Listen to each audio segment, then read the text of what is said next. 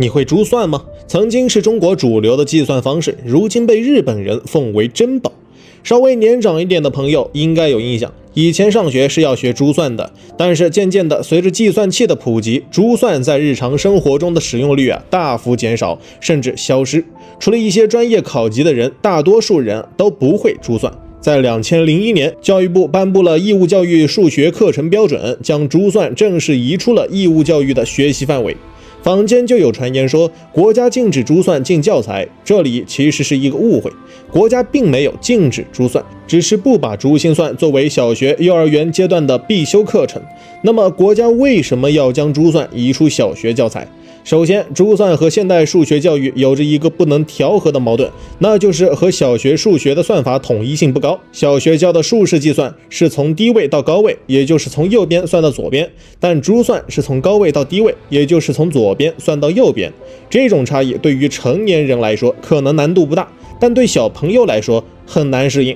并且珠算对于幼儿抽象思维的培养也不好，因为珠算使用具象性的记忆来开展的速算方式，如果在幼儿刚刚接触数学的时期就让他们习惯于使用具象记忆，就会阻碍抽象思维的发展。而且小学阶段就花太多时间来学习速算，其实会影响到孩子数学能力的培养。毕竟数字所代表的意义和内容远大于运算这个方面，还更要注意想象力和逻辑思维的能力。习惯使用珠算的小孩，他在做数学题时，大多会先联想算盘，再进行计算，这就很容易模糊他对数字的理解，甚至会影响他的数理逻辑能力。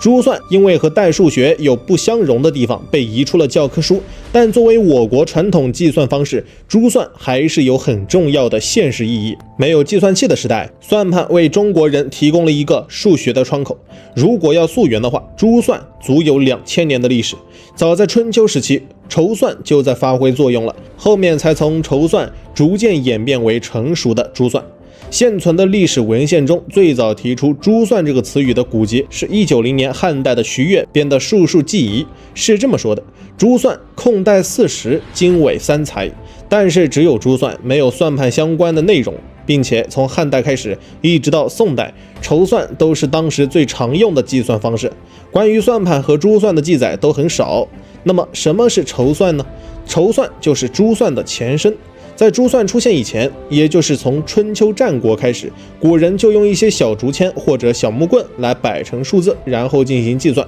计算原理就和现在的珠算非常相似。一直到唐代，因为社会一直在发展和进步，计算的范围越来越大，对计算的要求就越来越高了，所以古人就开始改革。唐人简化筹算的思路就是将多位数计算转化成个位数的算法，针对不同的算法，加减乘除都有一套比较完备的歌诀。在他们的努力下，珠算出现以前，全部的珠算歌诀基本都有了。那么计算速度上来了，继续摆小竹签就会有点跟不上了，尤其是那些要出外勤的商人，在外面摆小竹签受到的影响还是挺大的。所以呢，这个时候筹算的种种限制都慢慢显露了出来，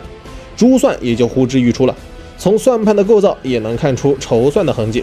筹算摆小竹棍时，会在上面横放一根筹作为5，在下面竖放一根筹作为1。而在算盘里也是档上的一个珠作为5，档下的一个珠作为1的。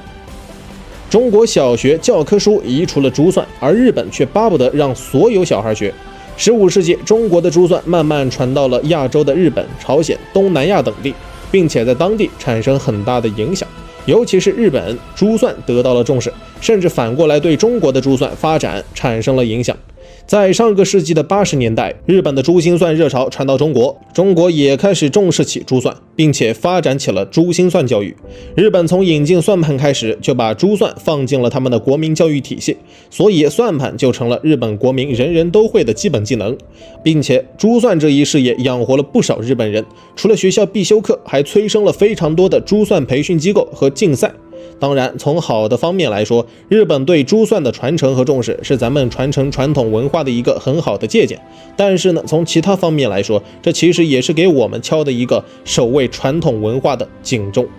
近年来有很多偷文化的事件，无论是我们的中秋节还是春节，还有我们的传统服饰汉服、马面裙等，都在被偷，也在网络上掀起了很热的讨论狂潮。中国5000年的历史留给了我们非常多优秀独特的传统文化，不能否定，很多传统文化都渐渐在我们的生活中消失。像算盘这样的文化其实还有很多，一方面我们肯定是要重视起来，从个人来说可以多多关注，多多了解传统文化。在互联网时代，非遗的传承也有非常多的视频，想要了解传统文化还是非常方便的，并且我们也要警惕其他国家对我们文化的掠夺和挪用。